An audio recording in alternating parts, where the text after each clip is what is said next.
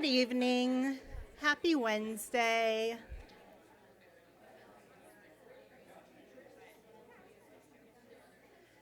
It's so exciting to hear the volume in the room and all of you guys making connections. And I hope that you're excited for tonight and to learn about transitional kindergarten and kindergarten within Nevada Unified School District. I recognize that this is a very bittersweet time, I'm sure, in your lives where you're excited that they're going to kindergarten, and for some also like, oh my gosh, the little one is fleeing out and moving on to the next step of their journey.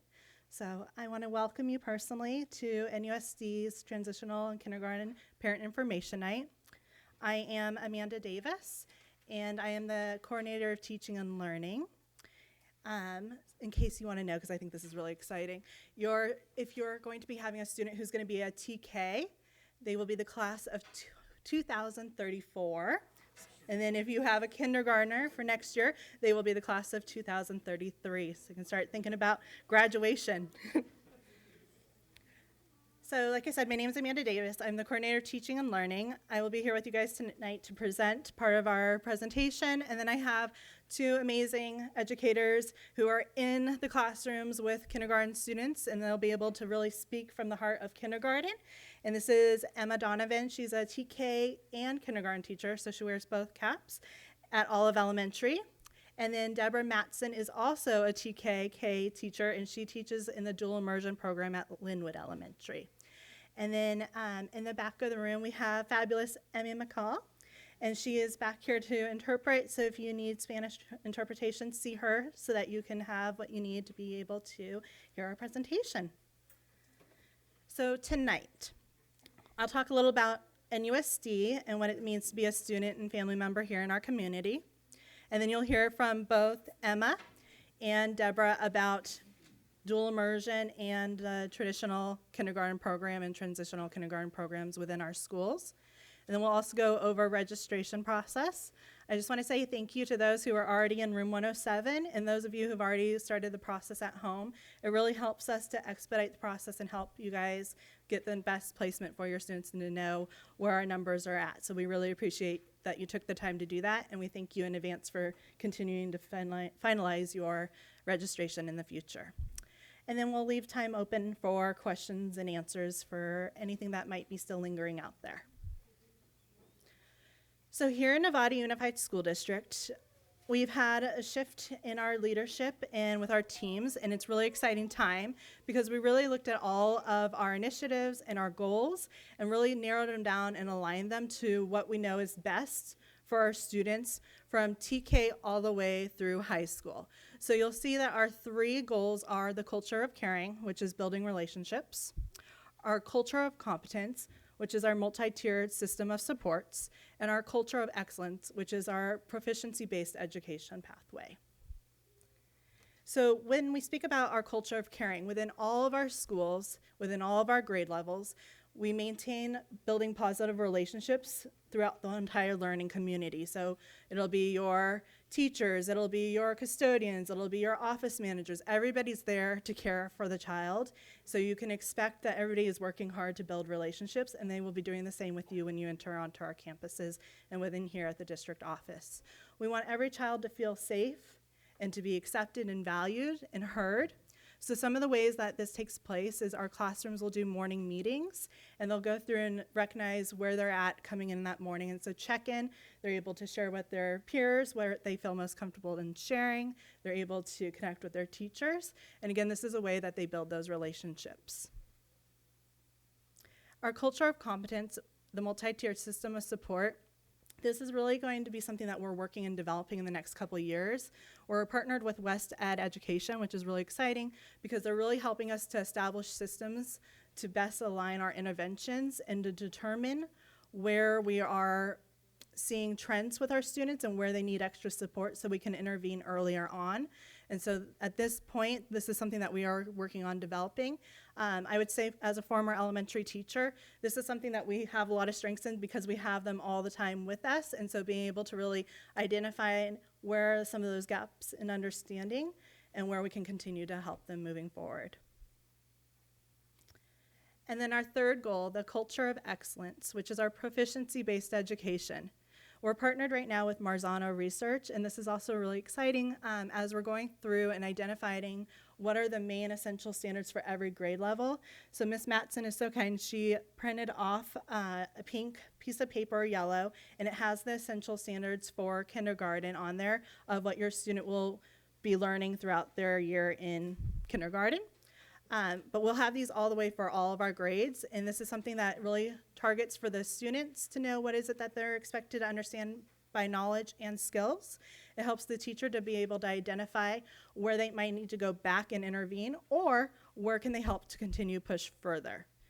And this is also a way for us to be able to go through the standards-based reporting system, as well as we're reporting to families and communicating about child's progress and learning in both the content and the skills.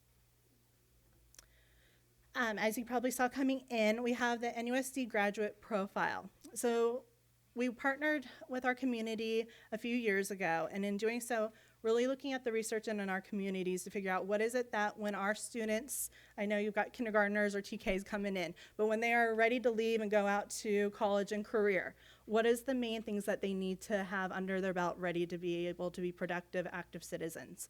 And so as we went through and we met, surveyed, looked at the research, and talked with our partners, the things that came up was the 6 C's, as we refer to them, which is critical thinking, that our kids are able to really deeply think and explain their reasoning. Collaboration, being able to work with others. Conscientious learner, being thoughtful about the ways in which they tackle problems or use resources, and about the way that they choose to learn, which could be multiple ways. Culturally competent, where they are looking and understanding other people's perspectives. Character, that they're really building on those character traits that make them somebody that is going to be a good partner, a good friend, a good productive team member, as well as communication. So being able to clearly communicate ideas and thoughts with others. So with all of that, in the center is still our content. So that's what our state standards require us to teach, and these are the ways in which they're going about that. And intertwined with it is creativity. We really do recognize that our students should have the opportunity to be able to think creatively and engage in creative projects and activities. So the equity imperative. So in Nevada, we hold ourselves to this declaration. If you've been on the website, you may have seen the full write-up. But basically, we want to ensure that every one of our students has access to what they need to be successful, and that we meet them where they're at. So this is really linking back to that multi-tiered system of support, the culture of caring, and our proficiency-based education, and really personalized learning to meet our students where they're at. So within our school system, what your options are. Some of you might have your kids in preschool already or a daycare setting. That would be one portion. Some of our schools have early intervention programs, so maybe you have students that are already attending those classes right now. Then there's transitional kindergarten. So transitional kindergarten, eligibility for that would be if your child next school year will be turning 5 years old between September 2nd and December 2nd. So it's only a few months window period of time. They basically just had missed that cutoff for the kindergarten registration. So I'll repeat that again. So if your child is going to turn 5 years old between September 2nd and December 2nd, they would be eligible for transitional kindergarten. All 8 of our elementary schools have transitional kindergartens on their campuses. Some of our campuses have self-contained, meaning only transitional kindergartners in their class, while other of our schools have blended classes where they're with kindergarten and transitional or TK students at the same time. It all has to do with our enrollment numbers and the placements for the students.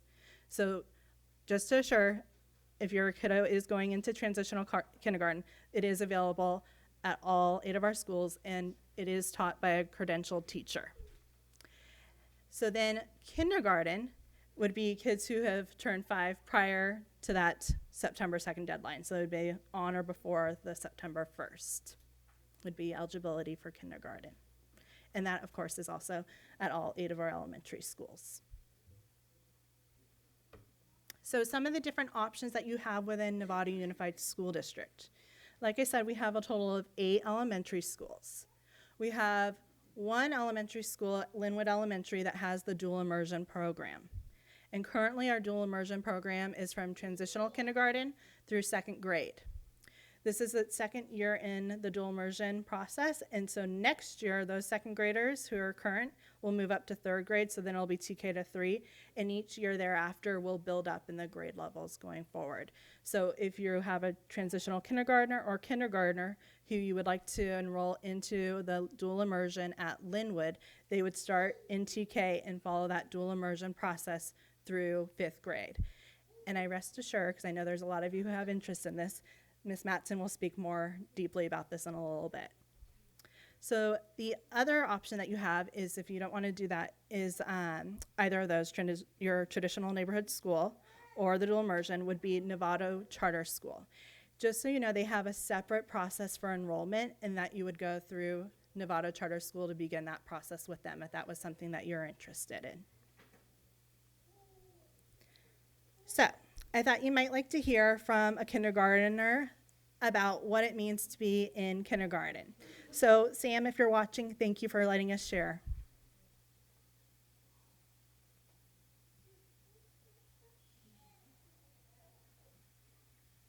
Hi, I'm in kindergarten. In kindergarten, you can write and you can go outside and play, you can read, and you can write stories, you can make stuff out of paper.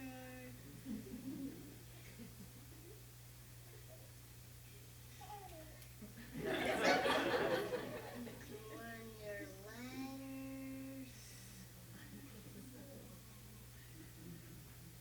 You can learn how to count to 100.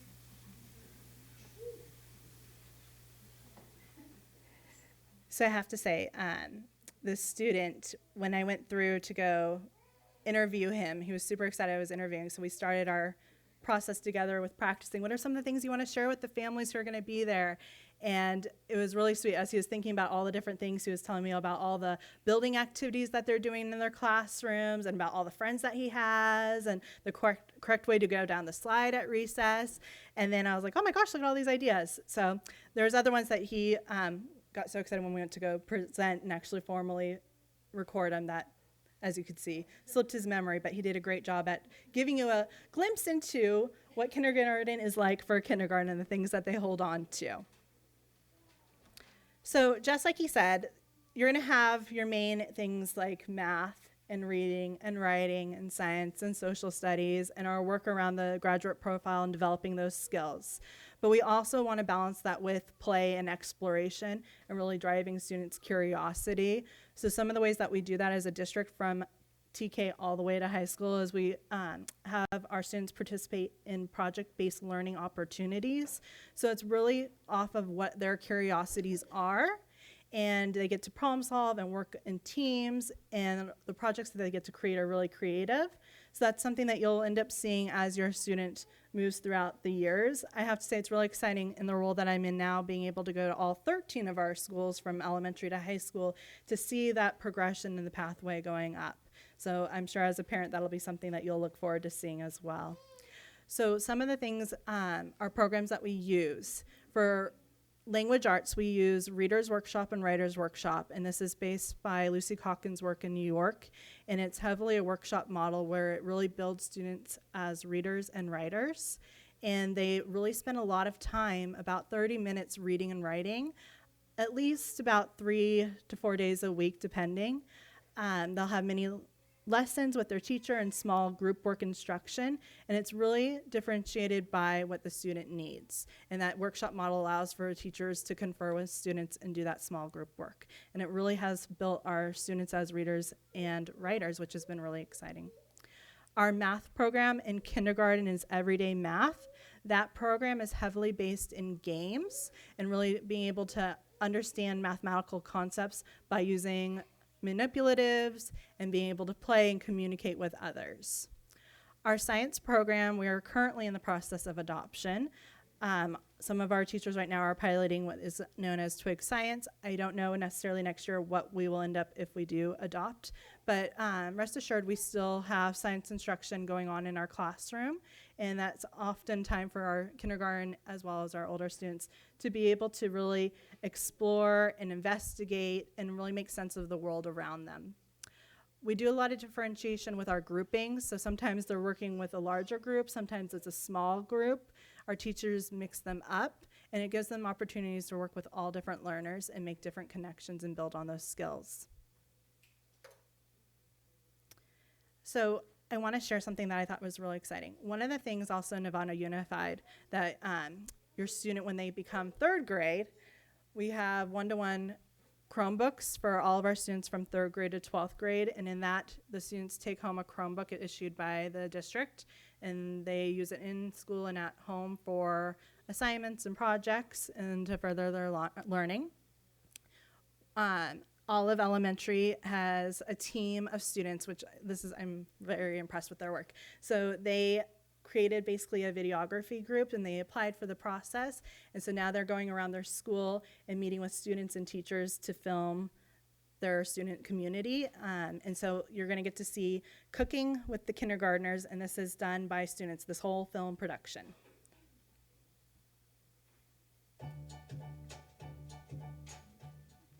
In October, all of kindergartners learned about using ingredients from the garden that they grew. In the garden, they chose chard plant. They took care of it and got to watch it grow. Then, for this project, they picked the chard leaves. It's alright, it's perfect, it's perfect. No, it doesn't have a pink stem. That's okay, no. After the harvest, they went to a bench, shredded the chard, and washed the greens in a salad spinner. So you keep pushing. Push, push, push, push, push. Then, they went inside and learned how to crack eggs. I'm gonna go try it now. Open it up. Right where you cracked it. There you go. Good job, Cal. Nice. Yeah, Calvin. Finally, a parent volunteer cooked the chard into their omelet with cheese. We wanted the TK and kindergarten, we wanted them to learn about how you could plant something and it goes into your mouth after, basically. And we also wanted them to try some foods that they maybe have never tried before, and in this case it was chard. So we decided to put it with something that they're used to eating, eggs and cheese, and to not only to try it, but to see if they could also eat it at home. So the kids planted it a few weeks before, and they watched the whole cycle of from, a seed to a real plant. I would say they really enjoyed cracking the egg, and they really liked, a lot of them really liked the chard in the end. I'd say 3/4 of them came back with a thumbs up that they liked it. Pretty neat, right? Students who are using the technology to showcase student learning throughout. So as you can see, this is something that, again, we really want our students to investigate and to problem solve and make sense around the world, and also being able to learn some practical skills to come back and maybe make you some breakfast. Our food and nutrition service program, they also partner with us, and they go to all of our elementary schools and work with all of our students a couple times a year around cooking different foods, and it's a really fun time for kids to try different foods and to be able to go through following directions and the cooking process, and like I said, learning those basic skills that we need. So at this time, I'm going to pass off to Miss Donovan, and she's going to speak to you about TK in kindergarten, which you would see in our traditional neighborhood schools.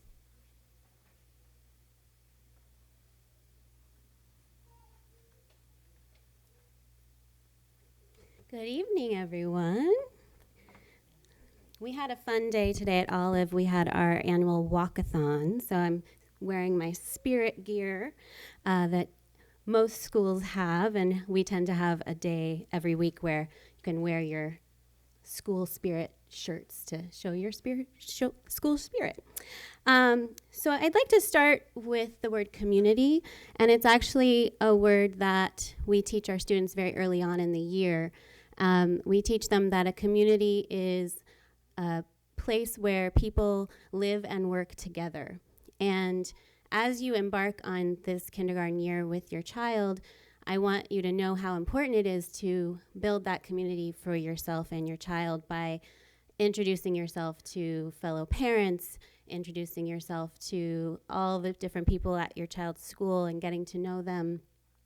Even before coming for the first day of school, coming to one of our school tours and getting an idea of how our school works and getting to see it firsthand for yourself. Kindergarten is one of your child's first big milestones. My son embarked on kindergarten 10 years ago, and now he's starting to take his California driving permit test. So anywhere from kindergarten all the way up to those high school moments, there's lots of milestones in between, and you want that community around you to support you throughout it and really have partnerships along the way. So what do we do in a TKK classroom? I thought it'd be best to bring some photos of my classroom to show you all of the fun things that we do. We definitely do a lot of exploration. We love to create. And one of the things that Amanda mentioned, one of our 6 C's is collaboration, so working together to build things. And throughout the day, we do activities in different settings. We might do small group time. We might have whole group lessons. We also have the opportunity to pull students individually if they need extra support throughout the day. And of course, there's recess, which you heard Sam in that video say was one of his most important parts of the day, and for many kids that's true, as well as our free choice time. And a lot of people might look at free choice time as kind of unnecessary, but in TK and K, that's actually one of the times of the day where the students learn the most, because they're really needing to experience being social with each other and work through problems together, and that free choice time really fosters a lot of those skills in them. So we also try new things, and you can see up in the upper right corner, that's some of my students from last year participating in one of the food and nutrition labs, where they made a yogurt-based salad dressing that they were able to taste with lots of the fruits and vegetables that are grown in different gardens here in Novato at our campuses. This last week, we had another food lab, and the kids got to experience something new again. In the lower picture, that's my class participating in yoga, which not all schools have, but at our site, we're fortunate enough that our PTA is able to sponsor that program. And I know it does happen at a few of the schools here in Novato, practicing mindfulness and self-awareness and understanding their bodies and the space around them. Up in the top left, that's a group of my students working through a science experiment last year, practicing the idea of a wrecking ball and what kinds of skills needed to go into to build that and follow through with an experiment. And then we've got a picture of us out at the playground playing, which is, again, like I said, one of their favorite parts of the day, where we practice gross motor skills and all of those things.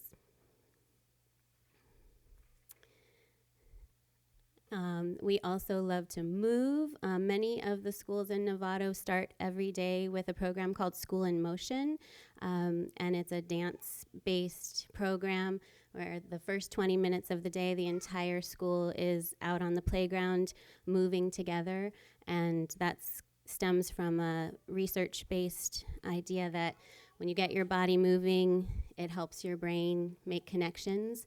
And so we feel that starting our day off with movement really centers the students and gets them ready to learn. Other schools do running clubs in the morning, so they may not be participating in the dance-based program, but running laps, and the kids get to earn charms and things based on how much mileage they accrue through time. We also have the opportunity to go on field trips throughout the year, And again, that's something like the yoga program that our PTAs often are funding for us. So I highly recommend joining your school's PTA and supporting the schools in that way. So that upper left picture is a student at the Novato Makerspace here in town at the South Novato Library branch. A wonderful resource that you can take your child to on your own time as well.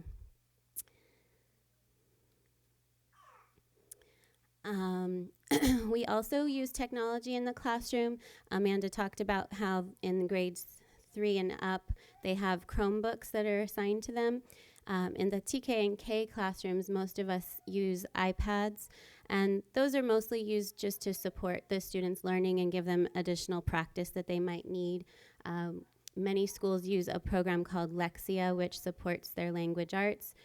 We also have many handwriting apps and things like that to help with their fine motor skills. And then, of course, library time is always incorporated into our weeks, and one of the favorite things of our kids to be able to check out a book, take it home with them, and extend their learning that way.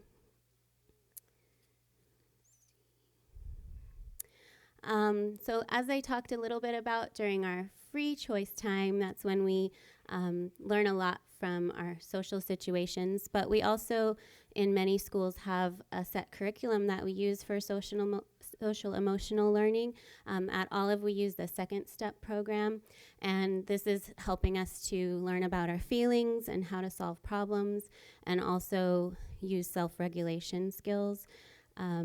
I would say most classrooms have something like a quiet corner where we have tools for the students to use if they're feeling overwhelmed or frustrated or angry. There are things in that space that they can utilize to help calm themselves down, and we teach them those skills throughout the year so that they can be in a better space for learning. If a student is not in a regulated place, they're not going to be learning. So learning those skills is very important. So many of you want to know what your child should know before they get to us. And while academics are important and we would love for them to have an exposure to letters and sounds and numbers and shapes and colors and all of those things, one of the most important things to help your child with is self-responsibility, being able to do things for themselves. So we oftentimes see parents walking down the hall on the first day of school, holding their child's backpack for them, hanging it up on the hook for them, taking their lunchbox out for them. And we really want the child to be doing those things and to be independent in those things. So that's something you can start practicing at home, building responsibility with them, small little jobs here and there, so that when they do come to school, that transition is much easier for them. So you're probably wondering what happens next after you've registered your child at their neighborhood school. Many schools will do a screening of some kind. The main goal of this screening is to meet all the children, get an idea of what their personalities are like. We do a small little assessment to see what their knowledge base is. And we use that information mostly to help balance classrooms so that we have a nice mix of everyone in each classroom. So you'll be hearing from the school site that you registered with. Many of them do them in June before this school year lets out. Some of them will happen over the summertime. So just be on the lookout for a letter in the mail about that. Also, check your social media outlets. A lot of times, parents like to set up kinder play dates during the summer to start building that community that I talked about at the beginning, meeting up at parks and things like that so that the kids can start getting to know each other before school starts. And then most schools, again, will have an orientation, usually the day before school starts, where you get to come to school, see the classroom, meet the teachers, and get general information about the first day of school and things like that. Okay. So I'm going to pass it over to Deborah, and then at the end we'll have time for questions.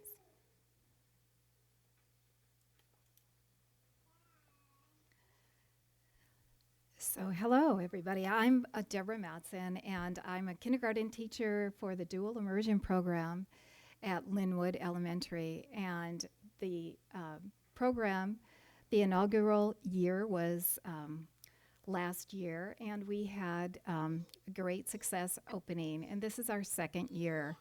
So we started with TK and K and first grade, and now, as you heard before from Amanda, we're up to second grade.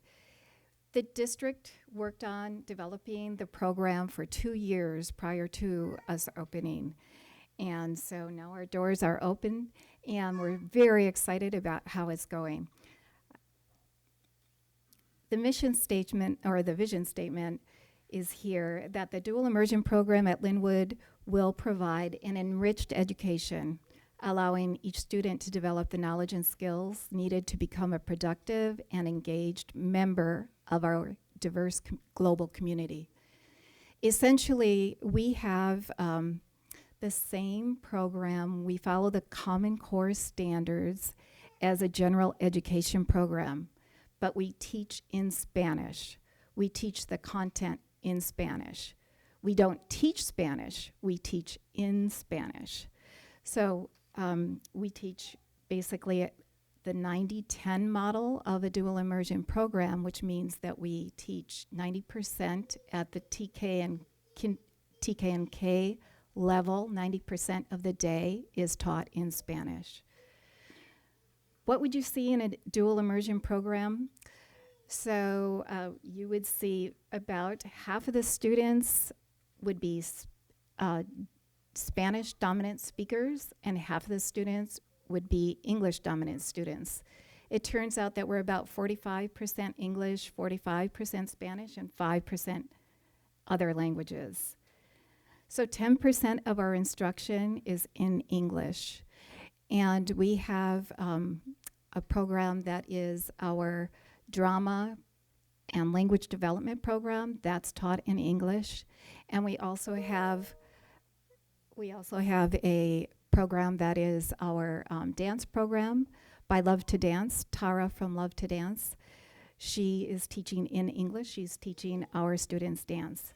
So most of the instruction that you're going to see in the classroom is nearly 100% Spanish, with the exception of the times during the week where we teach English language development. An immersion program is intended to be an immersion in the target language, and our target language is Spanish. So what does that look like? How would an English dominant speaker learn to speak in Spanish? We use a lot of visuals, we use a lot of acting out, and we partner students who speak Spanish with students who speak English so that the students are helping each other to learn. We have a similar type of program. This is just a breakdown in case you're interested. How do we work everything into a day? I can give you a copy of it. But basically what this says is that we're following the content standards. We're covering the reading, the math, the social studies. We're following the science standards. And we're fitting in also the additional extras. The PE, the music components that we're adding in, and then the PTA-sponsored programs that I mentioned, which were the drama and the dance. We do centers, so we work in small groups, and we also mix up the groups, as Emma was saying earlier. I wanted for you to be able to see what does the print look like, what might the level of print look like in a kindergarten classroom in Spanish. So you can get an idea here. Basically says that Cato, the character, is a koala, and that he lives with his mom and dad. And then he eats breakfast. There's lettuce, but Cato doesn't eat that. And then on the other page, it says that Cato goes to a kermesse. And basically, a kermesse is a carnival, and it just so happens that our own school had a carnival recently, and our PTA sponsored it, and it's called the kermesse. We do have one every year, and it's really fun. It brings our whole community together. Everybody gets involved with the games and the food, and there are crafts and so on.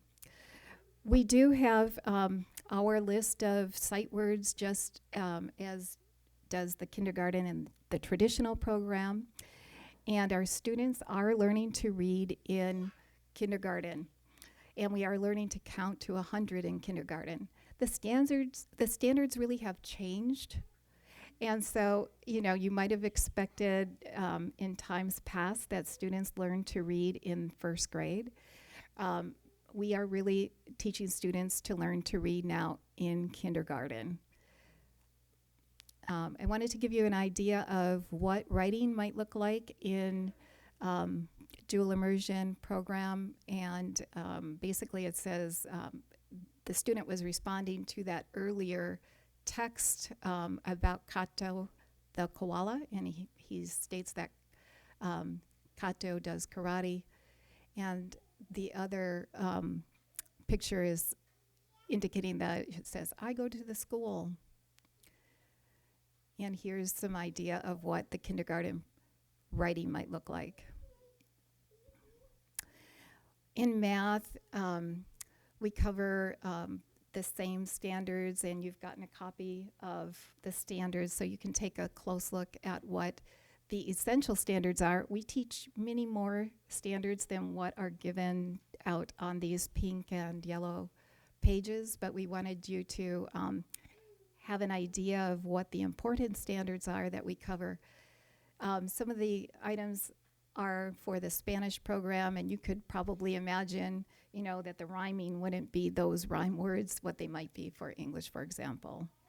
We do projects in order for the students to learn about the shapes. We did a project that was, I am an architect, and so they're learning about triangles and rectangles and squares and so on, and then they're building and doing projects as they are learning the words, the vocabulary, and learning how they can use their engineering skills as well. In science, we also do project-based learning. We work on our gardening, and the essential question is, what do plants need to survive, and how do plants and animals interact? What is the relationship between them? So parents want to know what are some of the ways that you can begin to prepare for kindergarten. As Emma was stating, developing independence is really important. Kindergartners need to be able to put on their coats and their shoes and pack their backpacks. They need to be independent in the bathroom. Developing social skills is really important. Students need to be able to express their wants and needs. They need to be able to play and share materials. They need to be able to listen to others, wait their turn. So as Sam was saying, they do a lot of things. They make a lot of things with paper. So some practice with using crayons and scissors and glue is a good thing for students coming into kindergarten, so they can feel comfortable with those things. And something else that you can do, really essential, is read to your child every night in your preferred language. It doesn't matter to us in our program at Linwood. We want students to read in their preferred language. We teach literacy in Spanish, and students learn to read in English even though they're learning to read in Spanish. I know that might not sound as though it makes sense, but I took it by faith with the research, because I started the research the 2 years prior to developing the dual immersion program. And I knew as a teacher, anecdotally, that made sense. And the reason I knew that was because whenever I got a newcomer to my English program who already had learned to read in Spanish, they readily learned to read in English. So now I have students who are learning to read in Spanish, both my Spanish dominant speakers and my English dominant speakers. We teach them to read in Spanish. And when we do English language development time, without having taught them how to read in English, many of them can read the emergent reader text in English. And also, of course, many English dominant speakers are reading at home in their preferred language. And so they're getting that development of the English language literacy as well. So our English language learners, the Spanish dominant families, their students are reading well in Spanish and they're learning to read in English as well. The program for dual immersion starts out at 90-10, but each year we add an additional 10% of English. So we go to 80-20 the next year it's 70-30, 30% in English, 70% in Spanish. By the 4th and 5th grade, 50% is in English and 50% is in Spanish. So 4th and 5th grade are 50 and 50. Our district is already looking at moving the immersion program to the 6th, 7th, and 8th grades. We have a strong family community that started on the task force as well. And so the task force, the parent community, the teachers, the district has worked together to develop the DI program. And there is a master plan for how that's going to roll up. 6th, 7th, and 8th there's already certain components of what it's going to look like in 6, 7, and 8. And of course then 9 through 12, it's a bit different. It looks a bit different because students are selecting courses according to their schedule, and then they can select courses according to what they would need in order to achieve the seal of biliteracy in the state of California.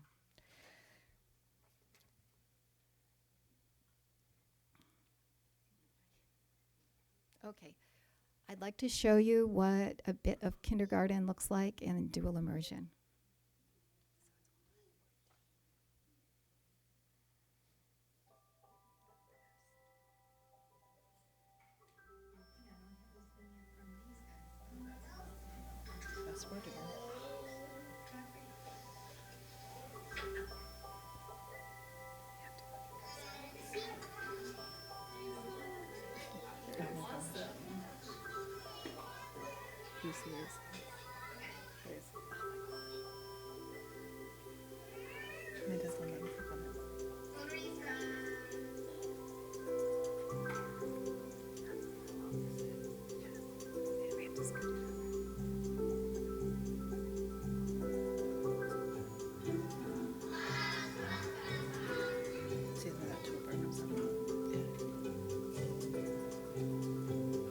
Hundred Days is a very exciting time in kindergarten.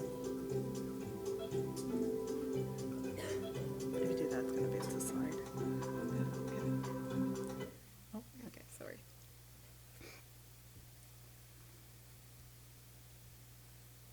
All right. We wanted you to get the end rather than the beginning. But And of course, the toolbar is not allowing me to do that.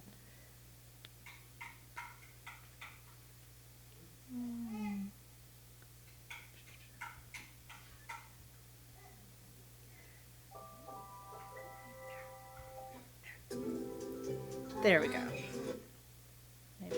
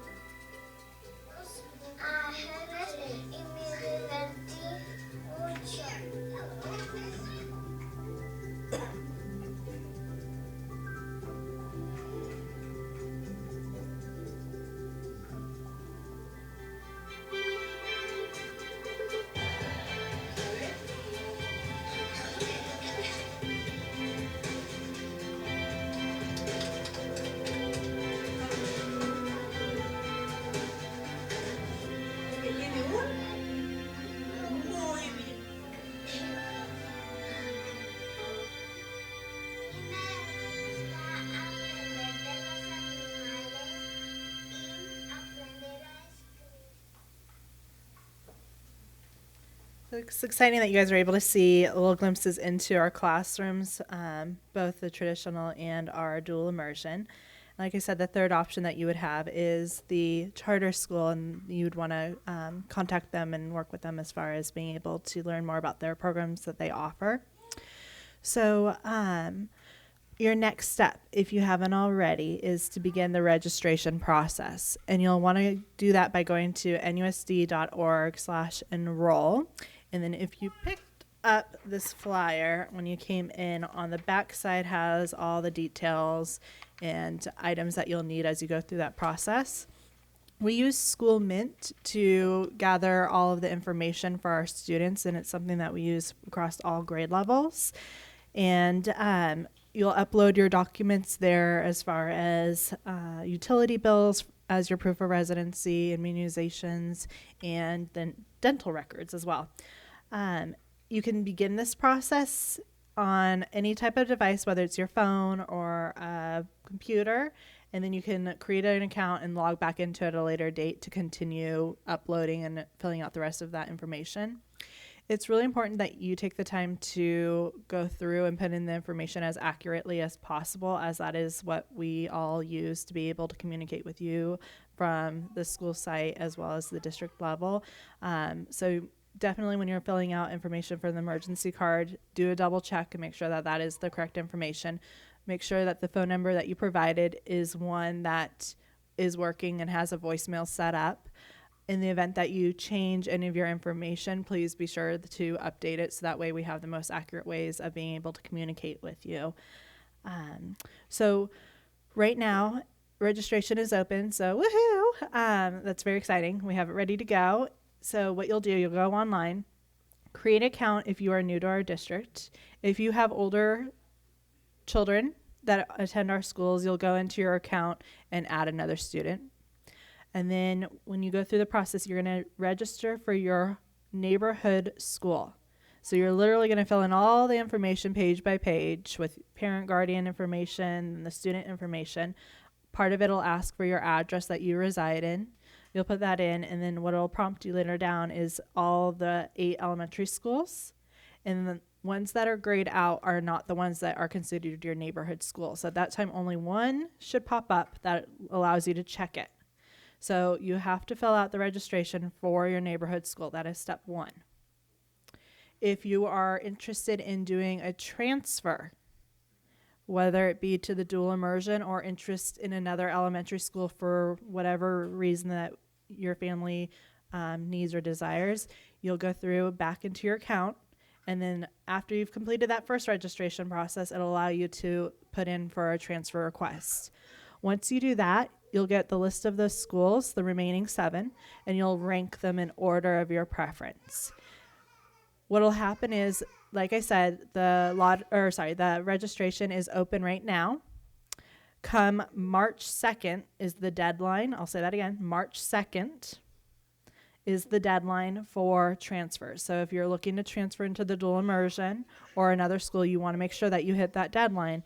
Then sometime in March, mid to late March, they'll begin the process of doing a lottery system. And that is also, in the past, we've aired it on Facebook Live so that you're able to see what that process looks like as well. So, other things, guys, we were talking about registration earlier. Sorry, I feel like there was something else about registration I wanted to be sure to put in there. But like the biggest thing I do know is that you have to put in for your neighborhood school before you can put in for a transfer. Okay. So now at this point, I'm going to open it up to you all for questions. And I think we have a mic. And Emma's going to bring it around.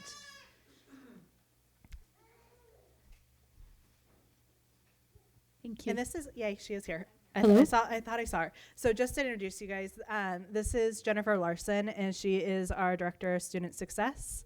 And she has been in our schools as a parent and as an educator and administrator. And she's also here to field some of these questions. So I just wanted to check, based on what you're saying, it seems like the Linwood Elementary families are automatically channeled into dual immersion, and then have to participate in a lottery to be, if they think that the dual immersion is not the right program for them. Is that correct? Or do you want to address? Yeah, I'd love to clarify that. So yes, you do need to register in your home school. So you'll register in Linwood. If you're choosing to not attend Linwood, and you do not have to, so if you are a Linwood family, but you are choosing not to be in the Linwood dual immersion program, your registration is going to allow you to choose 7, the 7 additional schools in order, as Amanda just described. And so based on that, you will go into a lottery, but you go into a lottery and there's a preference given because you are going to need another school for every single other school. So you will be on 7 different lotteries. For those of you who are not at Linwood and you're putting in for an interdistrict transfer, you're only going to be choosing one school you want to transfer to. So your option is going to be choose the school that you would like to move into so that we can put you in that lottery so that we can make sure that you have the preference of the school that you're choosing. Linwood is the only place where you're going to identify in order of preference the 7 other schools.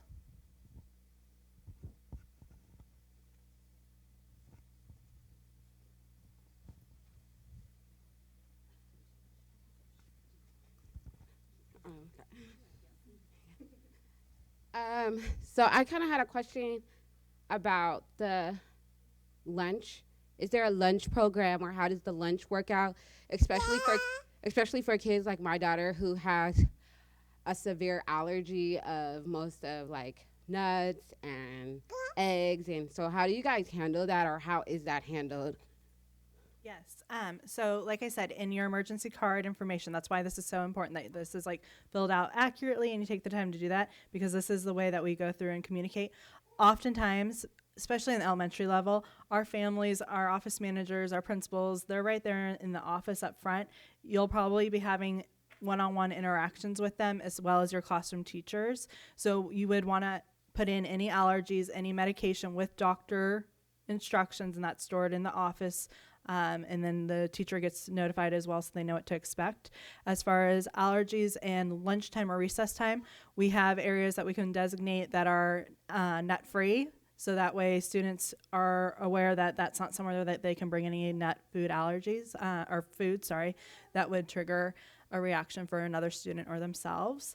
Our yard supervisors are also trained, and they also are very good about monitoring that. Our classroom teachers, the same thing takes place in there. Outside of our classroom doors, when there is a student who has an allergy, there's usually a postage that'll say nut-free classroom, so that is another way that we communicate with anybody who's coming from the outside. Obviously, they have to be cleared. You can't just walk onto our campuses, but that this is a classroom that if you have had any contact with any nut products, that you need to wash before you come and whatnot.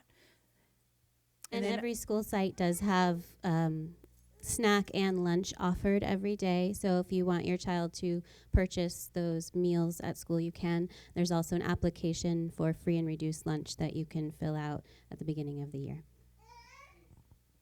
And I'd also have to say, Em and I were talking about this last night. Our schools are really good, and our yard supervisors, about really looking at the trends of what our students are doing during those recesses and lunch times, and really making sure that we're setting up structures so that way students are actually eating, because sometimes they'll find that they'll like throw their food away real fast so they can go off and play.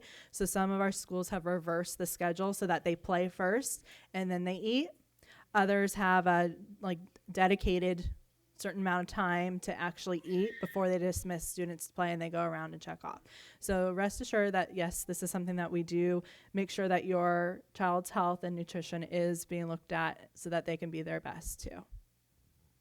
I just have a few questions about the dual immersion program, and I'm wondering, is there someone who it's best to contact? Like, is there a phone number and email that's best as I continue to think of all the questions I have to get in touch with? So I would say, depending what your question is, at first I would recommend that Melissa Diaz, M-Diaz, M-D-I-A-Z, at NUSD.org, and she is their principal at Linwood Elementary. Perhaps I'll give up to Ms. Matson if she wants to share maybe her email if there's specific things, kindergarten, dual immersion, that you have, as she is one of your DI teachers. So I'll let her give you her contact. Okay. So just to let you know, there are 2 upcoming school tour dates. 11/15, which is maybe too soon, but that's at 9 o'clock. And then December 6th, which is also at 9 o'clock. So please, if you have some interest, come by and have a look and get to a sense of what the community is like. And we're available. The DI teachers are always available to parents. We even have parent information nights. We have extra conferences. So we offered 30 days into our program, we offered extra parent-teacher conferences to families that wanted to talk about the progress of their child. And we have extra parent information nights. And I just wanted to mention too, one of the things that was brought up before was individualized learning. We have an individualized reading program at Linwood, which means that every student gets their reading material every night at their level. And that starts in TKK. And so if they need to learn their sounds and letters, they're working on that. And as soon as they're into emergent readers, they're getting emergent reader books. A teacher or a parent volunteer reads with those students every single day. That means they listen to them. Or in the beginning of the year in TK and kindergarten, of course, they're also listening to the parent volunteer or the teacher reading so that they're accumulating vocabulary and building skills in that way. But my email is dmatson, D as in Deborah, and then my last name is M-A, T as in Tom, another T, S-O-N, and then it's at NUSD.org, the same as all of us at NUSD.org. Yeah, the dates and times are 11:15, couple days, right? And 12/6, December 6th. You should contact the office, but generally speaking, the people who show up cannot go through. 9 o'clock. 9 o'clock in the morning. Okay. Just so you all know as well, for our other schools, we also have school tours that take place. So when you go through and register and determine what is your neighborhood school, if you have an interest of being able to go and tour that school campus and see the transitional kindergarten and kindergarten classrooms, as well as I would say our principals take you around to see the other classrooms so that you can see that progression of learning in that school community in action. And it's the same process. You would contact your office manager at the neighborhood school and find out when they have their campus tours, and they're usually led by the principal. And then you would let them know that you want to attend, and then you go that day, and they'll take you around with another small cohort of teachers. Yes? Got one here. Oh, sorry. Oh, hi. My name is Carlos, and I have a question. The assessment that you guys do in June, what does that look like, and how can I best prepare my son for that? I'm going to let Emma talk So to I it. can refer that. So again, our main goal for those dates is to meet your child, get to know them a little bit, see how they interact with other students. And the assessment that we do that day is just a very brief checking in on what letters they know, what numbers they know, shapes, colors. We ask them to write their name, maybe draw a little picture of themselves. So it's very casual. And again, we use that information to balance the classrooms. Does that answer your question? Okay. We had one up here.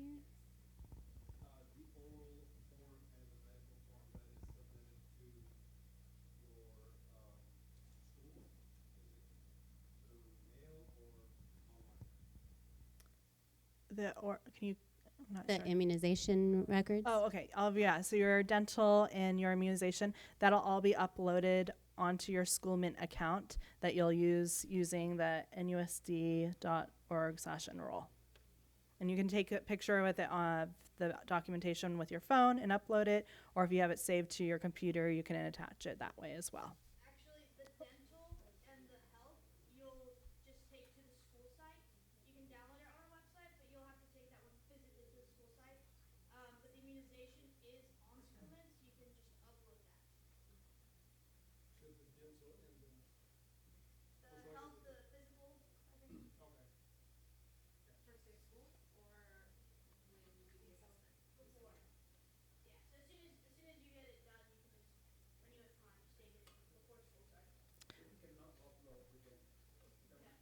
That's correct. You cannot upload the dental. Yeah. So if you're looking at the sheet, it's the physical examination, the report of health examination. You can download the document off School Mint, take it and have your physician fill it out, and then the oral health assessment, same thing.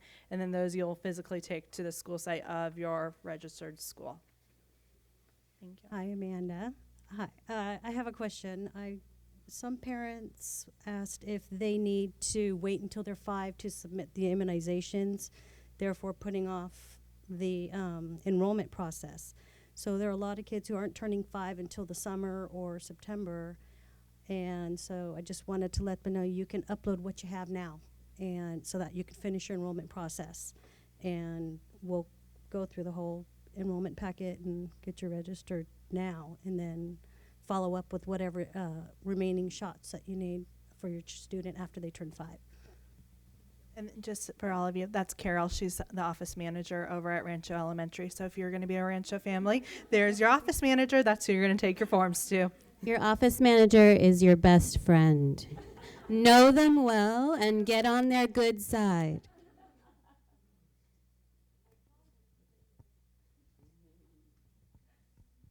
Is there ever a concern of like time stamping our enrollment or any overflow issues at certain school sites, or as far as like impacted classrooms, or if it's your neighborhood school? There is, and we do have overflow, not often, but from time to time. Again, as long as you're getting your registration and your applications for any kind of transfers in by that first deadline of March 2nd, you won't have any worries about that at all. Towards the end of summer, if you're registering in August or even after school years, sometimes we will have a problem because we've already staffed, but we would be able to staff to the enrollment, which is why we really encourage the more people we can have registered and completed before that deadline, the easier it is for us to make sure that we don't have any overflows. And it's a rarity, but I do want to make sure that you guys are aware it could happen. And again, the registration is open now as well as the transfer. So, In segue to that question, if you do apply for a transfer and you don't get into the school, do you not lose your home base spot?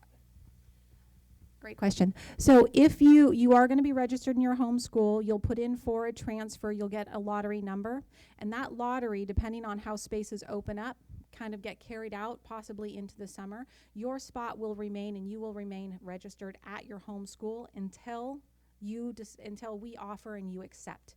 Even if we offer and you haven't accepted yet, you will still be at that school, right?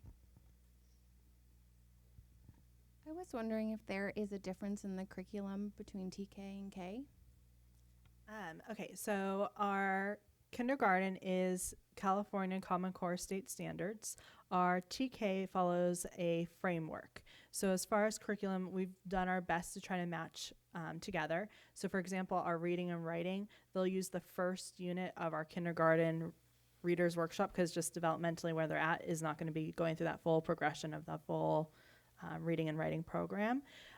They really use the essential standards based on their framework to identify the needs and curriculum for their students. So math, they still use some of the same components of the everyday math, but they also, as a TK team, have really developed other supplemental resources to support those TK students. We actually do have a TK version of the math curriculum that we use. And in the slide where you saw the triple Venn diagram, TK is really an exposure to the kindergarten standards, but we are using those preschool foundations as our base. And it is wonderful in the language arts curriculum that we are using in Lucy Calkins. It is very possible for us to differentiate. So if a TK student happens to be ready, we're not going to hold them back on their reading skills. So it's a wonderful program in that regard. I have a question about TK and K. So it sounds like a lot of times you have to go from TK to K, but for the classes that are blended, what does that look like? Is there an assessment to figure out if it's possible for a TK person, because of their birth date, to move right into first grade, or do they have to go to K next, then first grade? So TK and kindergarten are based on their birth date. And so students who are eligible for TK are in TK because they were born too late to be a part of the kindergarten class. Traditionally, they will go directly into a kindergarten and then into first grade. There is, like we said, in our individualized goals, there is always exceptions to every rule, but for the most part, TKers have a year of TK, a year of kindergarten, and move into first grade. There is no standard assessment that we give. The assumption is that they're moving in that progression. And I'd like to add that there's research showing that TK is very important later on in life, that a lot of the social expectations as students become teenagers are so high that giving them that extra time in TK really benefits them in the long run. And being in a class where I teach TK and K students, the TK students who I have the following year in kindergarten become the leaders of that class, and the skills that they've gained in TK just benefit them in so many ways. So I highly recommend, even if your child is gifted and knows everything in the academics, you know, school isn't all about that. It's about that social piece too. So keep that in mind.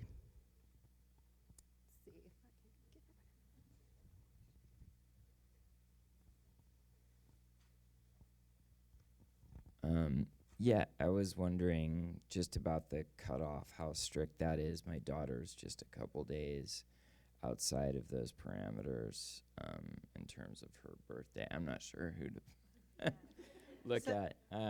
But is it the type of thing where it's like really strict, like they need to be absolutely born in September 2nd to December?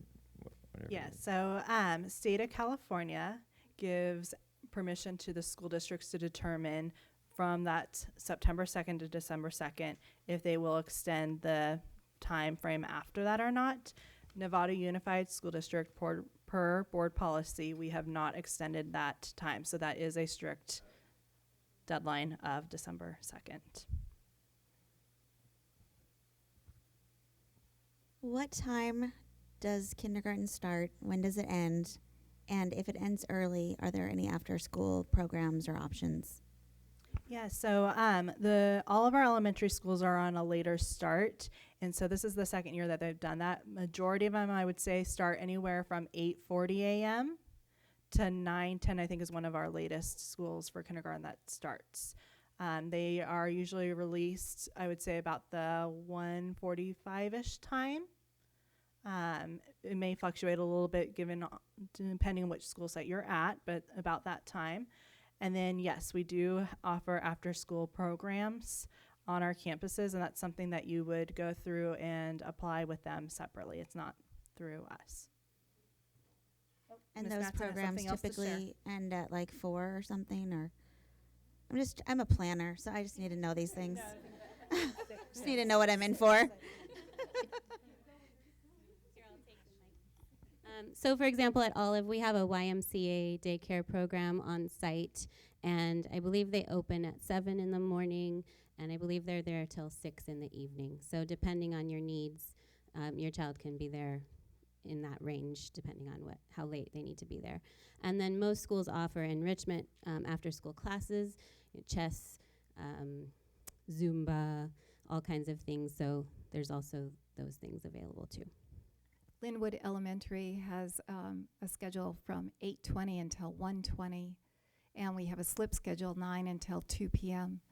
After school, we have the Linwood Elementary after school program, and that is offered until 6 p.m., and it is free.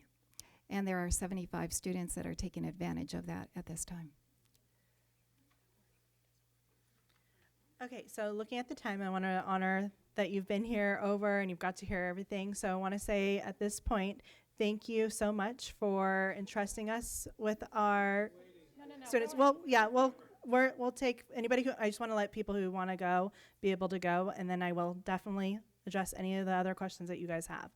Part of the reason for that is we only have our tech assistants here until 8, and so those of you who are waiting here because you're planning to go register right now, I want you guys to have the opportunity to go and do that. If you guys want to stay and listen to questions, you absolutely can. I just want to make sure you guys know it's okay to walk out and go do registration if you need to. And then Hi, I was just curious if a school closure was still a possibility and how that would affect registration now. Ms. Larson. It was if a school closure. At this time, no decision has been made on whether or not there will be a school closure. It continues to be a conversation. It will continue to be a conversation, but at this point, we don't anticipate that having any effect on our registration process. The registration is open. All 8 schools are a part of that registration process. So at this time, there is nothing new or different to report. Certainly, I would encourage you to watch the board meetings and certainly ask questions. I know there's a lot of different information, but that's probably the most accurate place to find where those decisions are going and discussions are going. Like I said, at this time, there is no decision to close the school.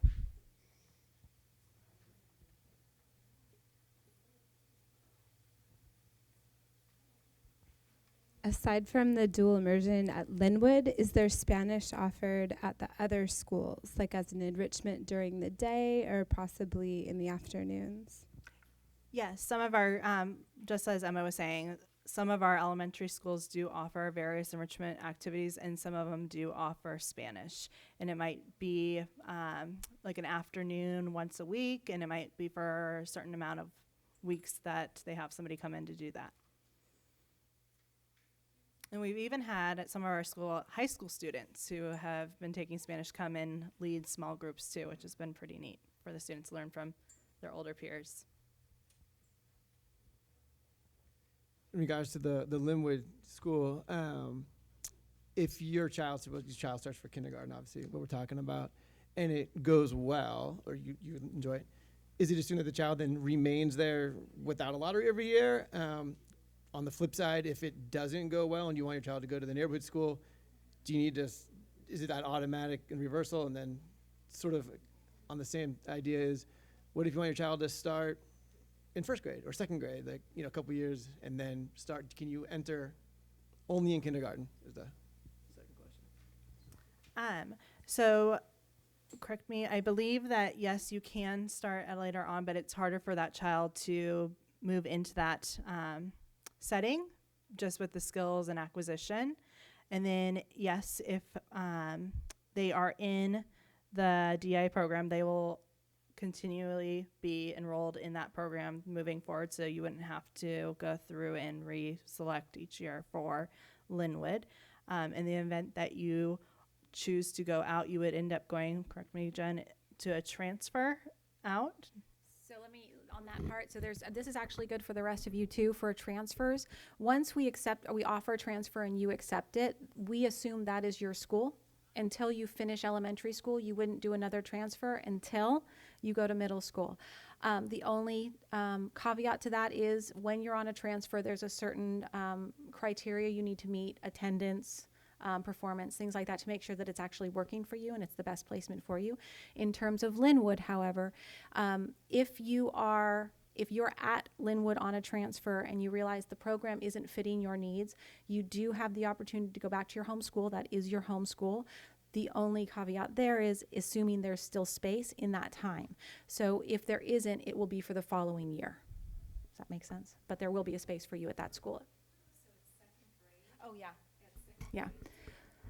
Yeah, and so as terms of starting later, TK kindergarten and first graders can roll right into Linwood dual immersion. Anyone from second grade on has to take an assessment because we need to make sure that their English and Spanish are proficient enough for them to join in. At that point, they're at a 70-30. And so we need to make sure that they are actually literate in both languages enough to be able to keep up at that time. Let's say you are in the immersion program and you have to move out of Marin County, somewhere else. How does that affect your child going from that type of setting to a regular kindergarten or first grade? First of all, we haven't had that many students move. I would just like to say we have a lot of interest and we have a lot of people coming in. We have not had that many families that have felt as though this just hasn't worked for us. We have had, I did have a student this year that had to move to Los Angeles. The students were finding that they're doing well academically. The research says that students who learn 2 languages have greater cognitive flexibility, and we are finding and seeing literally that they are. If you come for a tour, you will see that students are engaged. If you talk to the parents, you'll say, they'll tell you, I'm a believer. I didn't have time to show you the videos of the parents who last, they were the pioneers and they were nervous. But now we have parents who can talk to you and tell you, we were nervous, but now we're not, because we see that it's working.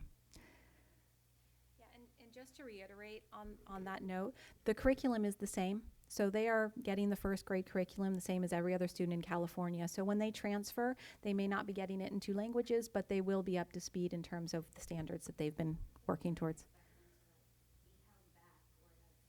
No, not at all. In fact, we find the opposite, and a lot of research says that, which is we know that building 2 languages early on actually does help them with a lot of other areas of learning. Do you find that it's difficult for the parents of students going into the dual immersion program if they're not fluent in Spanish? Has there been any difficulties to help their children? We haven't experienced any. Keep in mind, again, we only have TK kindergarten and second this year. And so we haven't. I would really encourage you, because we will have parents at those parent tours and at the parent nights. I think the parents will be able to describe for you best what that experience has felt like them at home. We can hear stories of it and we can hear what's happening, but I think to hear it from other parents would probably be the most meaningful. So I encourage you to go to those parent nights and the tours in the morning. This may have already been said. Is that immersion program only offered at Linwood? Gotcha. Okay.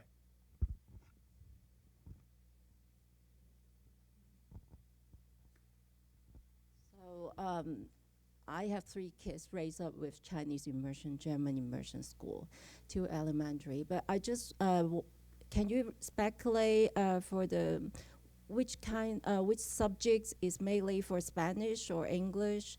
And in 5th grade, because I have 1 kid is just graduate from the elementary school for Chinese immersions, but going to the middle school, we understand that his English may be left behind.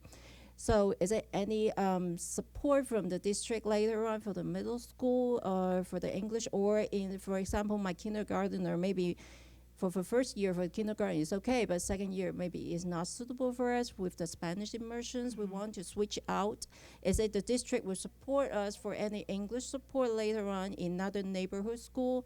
I mean, this is a couple questions that, yeah. Right. You want to speak to the district support piece? Let's answer first about the 5th grade, because you know the 5th grade. What kind of speculations that English will be in which kind of subject, or, I mean, even 70 to 30 is... Right. 5th grade is 50% Spanish and 50% English. Or in math, or in... English is going to be the language for science. Okay. And literature will be offered in both English and Spanish. Yeah. Science will be English. At 5th grade. And usually what happens if it's 5th grade, well, there is a master plan that breaks it out, and we can provide that to you at the tour. Yeah. And in terms of language support, reading support, we have intervention and supports for all of our students at every one of our schools. So at any time, whether a student was new to us or a student was enrolled in challenge and having some challenges with reading, we have a number of interventions that we would implement for that. Yeah. All right. Go ahead and close up Okay, so at this point, I just want to say thank you so much for choosing to spend your Wednesday evening with us and having your first adventure here in Nevada Unified School District and preparing your child for their educational career. And we look forward to partnering with you in the future. And if you have any further questions, we're happy to stay back and answer. For the next about 7 minutes, we have IT here to help with registration as well. Thank you.